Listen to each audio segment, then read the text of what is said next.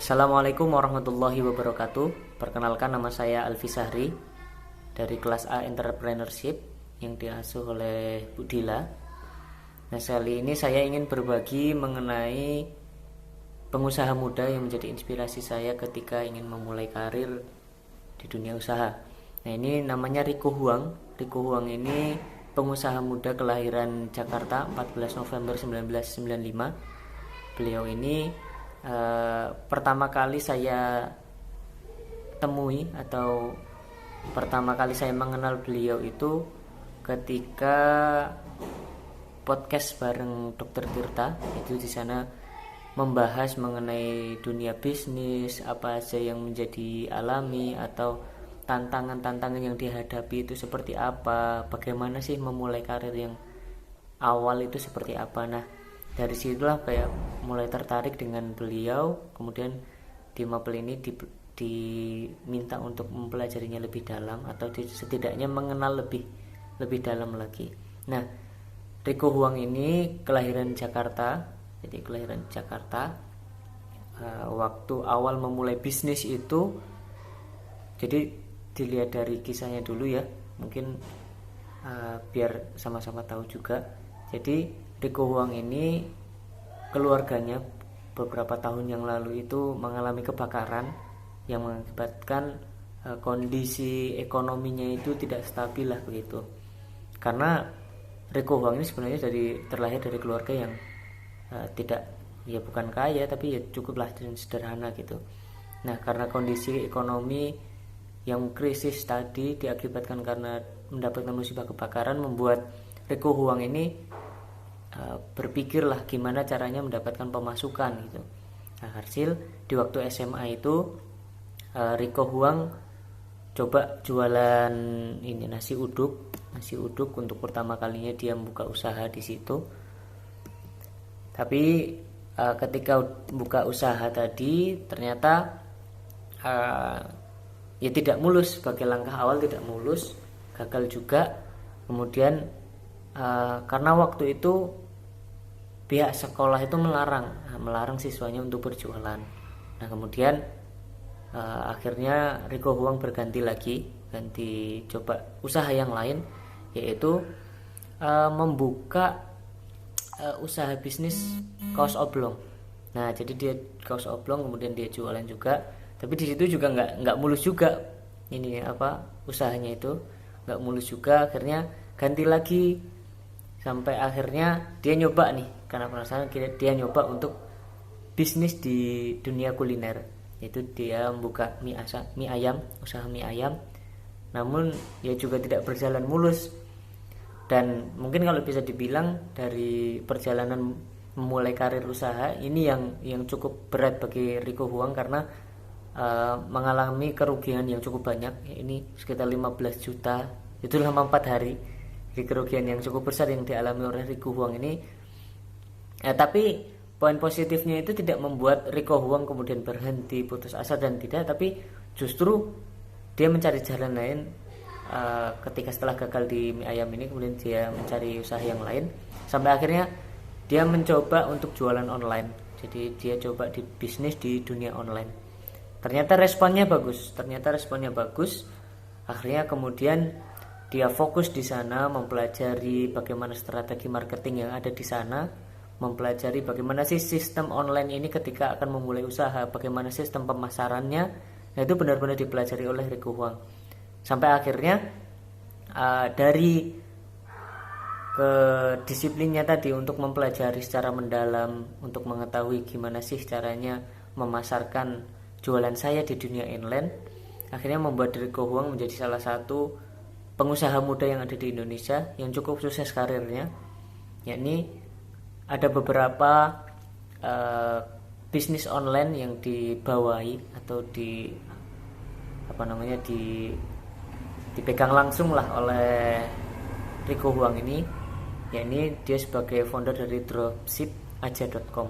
Itu dropshipaja.com, kemudian ada alona.co.id, laperma.co.id, sama amelia.co.id. Nah, ini adalah beberapa dari cerita yang coba kita ambil bersama-sama, yakni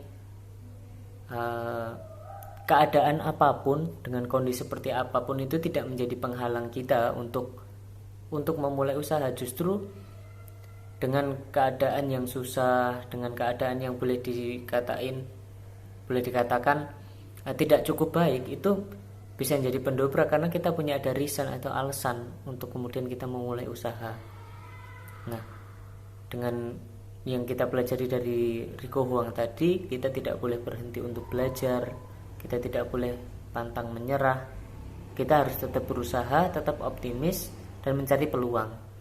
Ketika sudah mendapatkan peluang ini, kita coba pelajari betul-betul di sana, dipelajari secara mendalam. Nah, ketika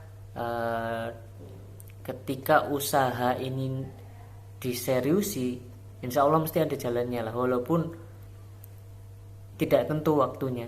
Ada yang 3 bulan sudah sukses, 4 bulan, 5 bulan, atau mungkin bahkan 5 tahun atau 4 tahun.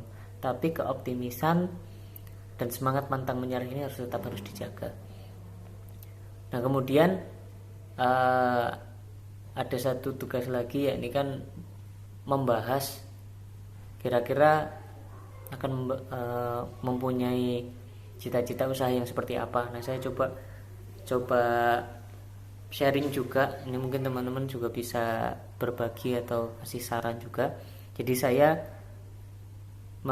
mencoba buat waktu itu, beberapa waktu yang lalu sudah mencoba membuka usaha, yakni di dunia fashion.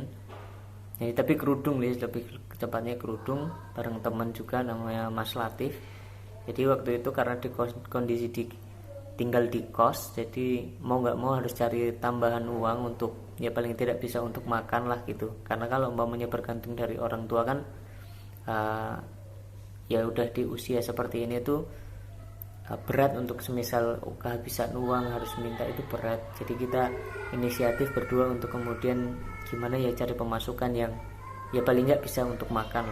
Nah, dari situ mulai kepikiran sama Mas Latif untuk coba kita membuka usaha kerudung gitu, jual beli kerudung.